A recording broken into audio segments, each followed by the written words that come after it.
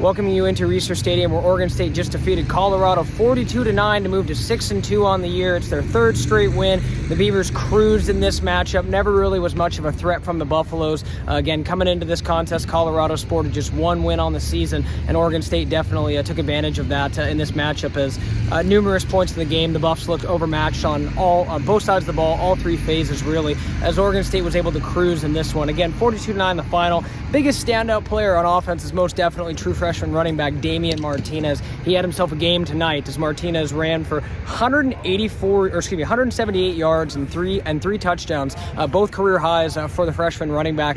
He was definitely the engine that drove the Oregon State offense today. Ben Goldbranson did very well leading the offense as well in a very efficient manner. Nothing, risky or extreme or, big shots or anything like that. Just very comfortable, as Goldbranson goes 14-22 for 202 yards and 2 scores. Again, Oregon State moves to 6-2 now. They've won 3 straight with the win over Stanford, the win over Washington State, now the win over Colorado, and they've reached bowl eligibility for just the second time since the 2013 season, which is always a very exciting accomplishment for a program that, we talked about it in the postgame with Jonathan Smith a few years ago. The idea of going to back-to-back postseasons was it was an out there thought. So for Oregon State to have the program officially back to a level where it's reasonable to expect a bowl game, and based on what we heard from the coach or from the coaches and players post game, they're not satisfied. It's not like a big deal that they got to 6 wins. They know that they have still a whole bunch of season left to play, and the common theme from tonight's press conference was making November meaningful, and the Beavers really felt like they did that, sitting 6-2 and 3-2 in conference play. So Oregon State will now take a bye.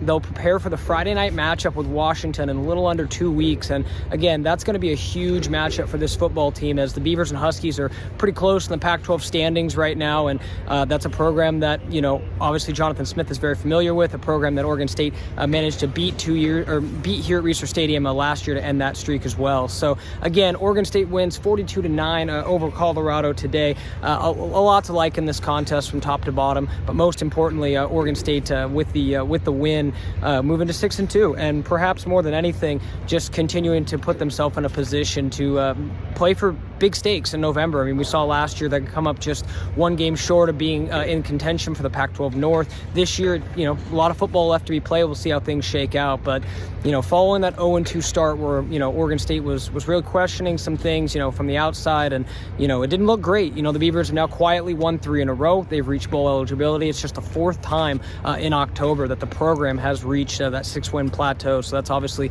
huge moving forward. So make sure to keep it locked to BeaversEdge.com. We're going to continue to have post-game coverage of this matchup. We're also going to have a whole bunch of stuff through the bye week. We're going to talk some mid-season superlatives and a whole bunch of stuff like that as we get you geared up and ready for the final 4 games. Again, Oregon State defeats Colorado 42-9. The defense is impressive, this is the fewest amount of points allowed to a Pac-12 school in 10 years, when Oregon State allowed just 7 points to Utah back in 2012. So a lot to like on defense, a lot to like with Damian Martinez on front. Also, Jack Velling made some nice plays today, Silas Bolden. So there's so much to like about this game, and you could argue this was Oregon State's most complete performance of the year, and really took care of a opponent that they were expected to beat, and obviously with the 42-9 win, easily ran past the favorite of being 23.5 for this matchup. So again, Brenden Slaughter signing off from Reser Stadium. Make sure to stay locked to BeaversEdge.com. We'll have complete coverage of this game, and obviously leading up through the bye week and into the matchup at Husky Stadium, and make sure to stay locked into Beavers Edge for that, as we'll be live from Husky Stadium. Going to be an awesome atmosphere up there as Oregon State takes on Washington. So Beavers sit 6-2, 3-2 in Pac-12 play, have next week off before facing Washington the following Friday.